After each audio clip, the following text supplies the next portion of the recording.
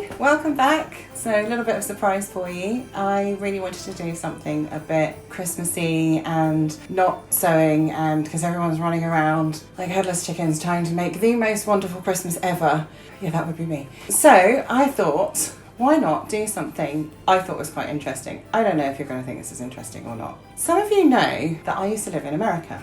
And one of the things I was always asked, because I used to get asked to go to potluck suppers and things around Christmas time and Thanksgiving too, I would try and do something that was sort of British and seasonal. Obviously we don't do Thanksgiving, but we have kind of seasonal stuff. So I would always take mince pies, or mincemeat pies, but we call them mince pies now, we don't call them mincemeat pies. And the first thing people would say to me as soon as I arrived with them was go, oh, have they got meat in them? And I just remember looking at them thinking, what are you talking about? I remember this being like a bit of a thing mentioned when I was a kid.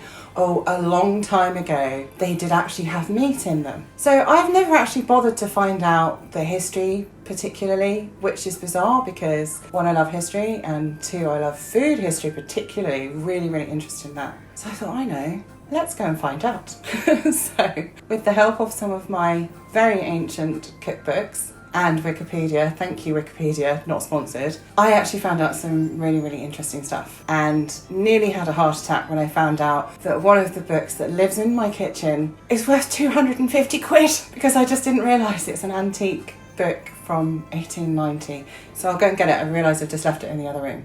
This is the Mrs. Beaton in question. So in here, there's two recipes for mincemeat. There's a recipe for mince pies, and then this is the first recipe for mincemeat, and it says, ingredients, 2 pounds of raisins, 3 pounds of currants, 1.5 pounds of lean beef, 3 pounds of beef suet, 2 pounds of moist sugar, I think that means soft brown sugar, I'm not sure, 2 ounces of candied orange peel, 1 large nutmeg, 2 pounds of apples, the rind of 2 lemons, and the juice of 1, and half a pint of brandy. It's quite a lot of stuff. And then how to make it would be stone and cut the raisins once or twice across, but do not chop them. Wash dry and pick the currants free from stalks and grit, and mince the beef suet and the beef, taking care that the latter is chopped very fine. Slice the citron and candied peel, which is hilarious because it doesn't mention citron, or does it? Or did I not read it out? I don't know. And candied peel,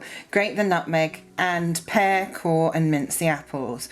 Mince the lemon peel, strain the juice, and when all the ingredients are thus prepared, mix them well together, adding the brandy when the other things are well blended. Press the whole into a jar, carefully exclude the air, and the mincemeat will be ready for use in a fortnight. If an additional quantity of spice be preferred, add half a teaspoonful of pounded mace and the same of pounded allspice. Mace is the outer casing of the nutmeg. We, however, prefer the mincemeat without the latter ingredients and can vouch for its excellence. Well, that's all right then if they say it's okay. Seasonable. Make this about the beginning of December. And then there's another recipe which is mincemeat excellent. Now bear in mind this is 1890. So these ingredients are 3 large lemons, 3 large apples, 1 pound of stoned raisins, 1 pound of currants, 1 pound of suet, 2 pounds of moist sugar, 1 ounce of sliced candied citron, 1 ounce of sliced candied orange peel, and the same quantity of lemon peel, 1 teacupful of brandy, 2 tablespoonfuls of orange marmalade, which I thought was absolutely gorgeous. No mention of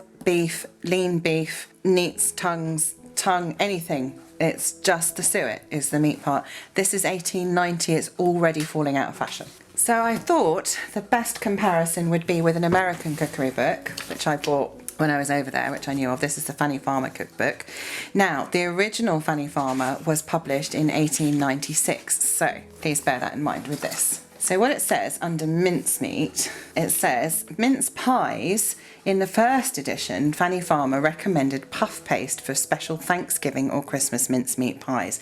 So in 1896, this was recognised as both a Thanksgiving dish and a Christmas dish. And then the first recipe for mincemeat, I don't need to read it all out, but it says 4 pounds of chopped lean beef, 2 pounds of chopped beef suet. And then there's a second version, of course. It's only 6 years after this one was published, and it says all the ingredients, no mention of meat at all. And I'll just read you what this says. It says, mincemeat developed as a way of preserving meat without salting or smoking it. Traditionally, the minced beef and suet are combined with fruits, spices, and spirits packed in jars and sealed with wax. Make it well ahead of time and it keeps indefinitely, mellows with age, and is grand to have on hand as a holiday season approaches. This is enough mincemeat for 10 pies, and they mean big pies, they don't mean individual ones. You can make it in smaller quantities if you wish, but you should reduce the recipe and consider the fine old-fashioned holiday gifts of jars of homemade mincemeat. So that's really interesting that in the States, in a similar time period, you've got both versions mentioned.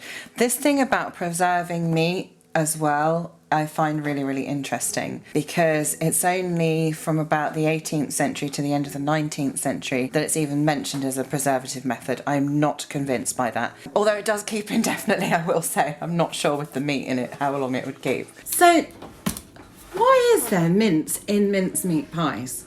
And what has it got to do with Christmas? So that led me to looking through some of my other cookery books, because I thought if I could work out when mincemeat pies or mince pies were first being made, I'd be able to work out why there was meat in them. Unfortunately, both the short medieval cookery book I've got and an 18th century one, and one called The Londoner's Larder, none of them mention mince pies at all. And then I started doubting myself, thinking, well, maybe they're a modern thing. And I know they're not a modern thing. They're really not.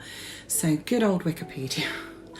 I went and had a look to find out what they are and where they come from. So they actually did originate in the medieval period, about the 13 somethings or others. So what's that, the 14th century? And it seems to be after, it could even be earlier than that, it seems to be after the Crusades.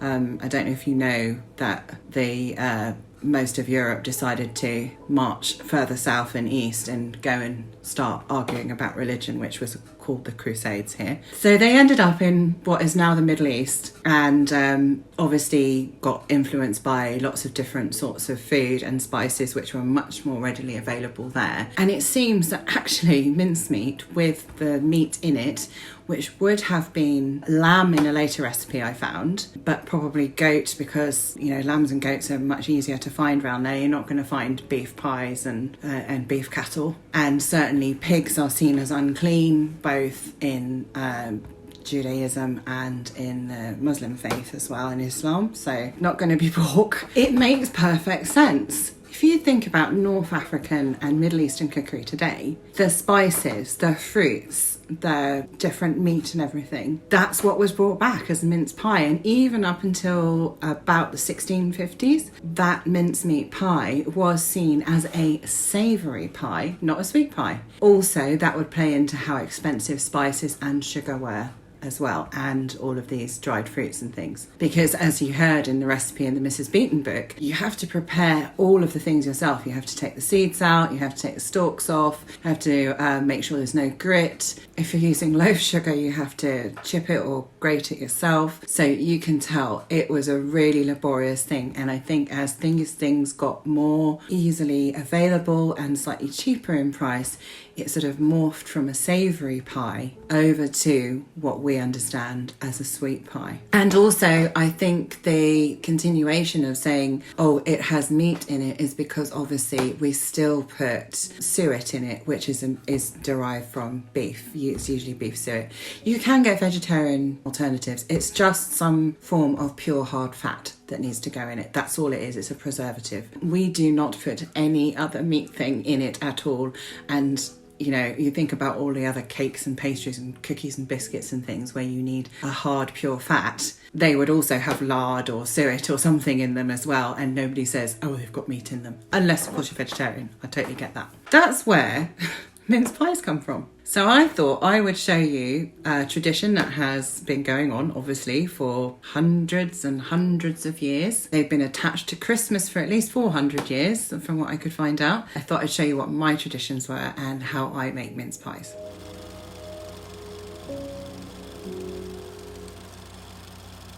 So, first things first, I don't make my own pastry, okay?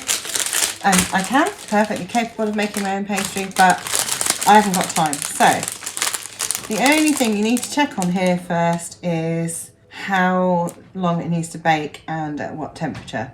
And I can't actually read this because someone's done script, so...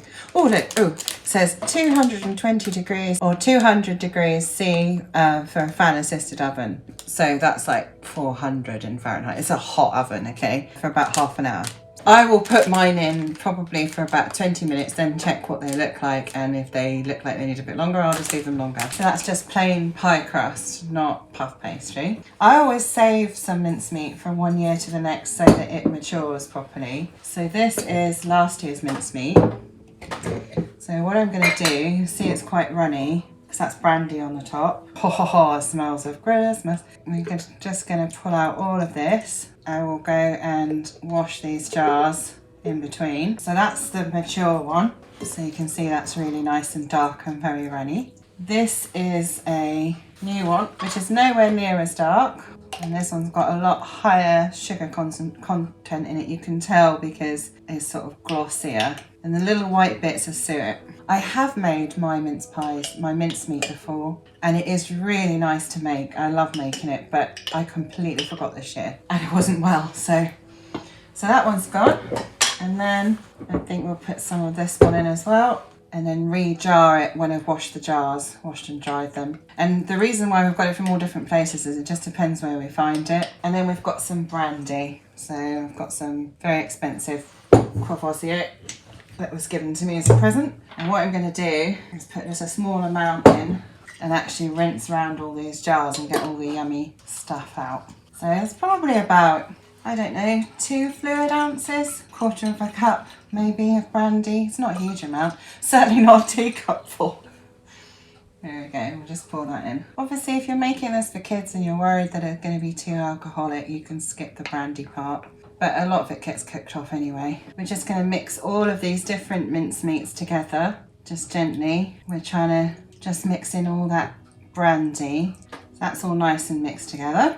So I shall just work from this bowl to fill my pies. And then when I finish making pies, I shall put whatever I've got left into a jar for next year. So a lot of recipes, all the shop bought mince pies that you can get, they use a sweet pastry, and I don't like sweet pastry. So I just use a plain short cross pastry, the same sort of thing that you would use for any other kind of pie. So I'm just going to use one. And then just need a little bit of plain flour and stop it sticking. And a normal rolling pin. And we're just going to roll these out as thin as we can. So not quite thin enough to see the pattern of the wood through it, but not thick either. If you want a deep filled mince pie, rather than putting too much filling in it, which will all bubble out and go all over your oven anyway, you're better off rolling your pastry thinner. Okay. So what we're actually going to put the pies in are these. Now these, weirdly, I actually bought in the States when I lived there. You can get special mince pie tins which look very similar to this. The only difference is, rather than there being like a corner there, they're sort of curved, or you used to be able to get them. I haven't looked for a long time. So I have enough space in my tins for 24. We need to cut all the tops and bottoms. So I am using my vintage pastry cutters. So we're going to use the large one, which will fit like that. There's plenty of extra space there. And then this small one, I think, just about makes the top. You're using vintage cookie cutters and things, just make sure they're clean. And you put plenty of flour and stuff on and that they're dry inside so they don't corrode or anything. And so I'm going to start off by cutting 6 down here, I think, or is it 5? Okay, so now I'm going to cut the tops. So now we'll see how many more of these big ones we can get. So we're going to keep the pastry off cuts because we'll roll it again. It gets harder and harder because it develops a gluten, so they go a bit stretchy and they don't do what they're supposed to, but it's only a mince pie, it's not, you know, it's not rocket science. And then what I like to do is I like to put them all in tops and then bottoms. So that's all I'm going to cut out today because I want to get these in the oven. Next, what we need to do is prepare our trays, and we haven't got 24 here, we've got not 24. So I'm going to start with the first tray and you put the bottoms in, sorry. So just push them in. They don't, it's not an exact science. So I've got my pie case things in. So then we need to get our great big glorious mix of that and 2 spoons. So I'm using a long handled spoon and a short handled spoon. They're technically teaspoons, but any spoon really that is small enough to sit inside. So you get a reasonable amount and have a look. Remember, it's going to be a whole year since you've looked at these, so judging how much goes in has to happen on the first one, so it actually is more of a spoonful. Try not to spill it on the tray, because this stuff has got sugar and fat and goodness knows what in it, and it gets baked at a hot temperature and it sticks like toffee. And you have to soak the tray afterwards for ages to get it off. And also, if it slips down behind the case, it makes it really hard to get them out. So, okay, just have a quick look before you start to do the lids that all of them are adequately filled, which they look to be. And then before you put the lids on, they just need stretching a little bit because the cookie cutter we used, or the one I used, was a bit small. So you just need squishing out just a bit. So just squish out all your lids. Probably not a bad idea to do it even if they do fit, because it makes them a bit thinner. And then you just need some water to wet all the way around. And also, like that one, if you've got some stuff on, get that off if you can. It's fine to let it soak in a bit. It means it's a bit stickier. So what I usually do is put all of the water round on one tray. By the time I get to the end, like that one, it's time to go in and put the lids on. So I just tuck them in like so. Don't push down. It all comes squidging out the side and you know that one's not going to come out well. So you just sort of ease them across and stick them in. Right, and then the very last thing you need to do before you put them in the oven is take a sharp knife and then you just need to put a little notch in the middle. And hopefully, if they're going to bubble out, they'll bubble out the middle and not out the side. And it also lets out the steam a bit. And then they're ready to go in the oven. So then put your mince pies in the oven on hot. I'm going to bake these for about 20 minutes and then check on them. So these are the mince pies I've made. These are the worst mince pies I have ever had for spilling over the mix. If you could see the trays now. Someone's going to be scrubbing them from now until Christmas. I don't know what happened there. Probably I put a little bit too much mixture in. Really not sure. They'll still taste delicious. They just don't look very elegant. So yeah, these are the mince pies.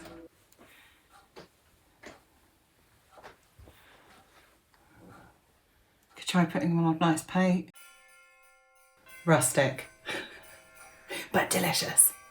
So thanks for joining me. Of course you could make some brandy butter to go with them to make them extra specially yummy. I was hoping to show you how to make that as well today, but I didn't have the ingredients apart from the brandy. Maybe I'll stick my homemade recipe down as a pinned comment or something. I hope you have a really merry Christmas with or without the brandy, and I will see you all hopefully in the new year. Well, I'll definitely see you in the new year, I'm not sure when. So Merry Christmas! I feel like Mum, I'm on the telly!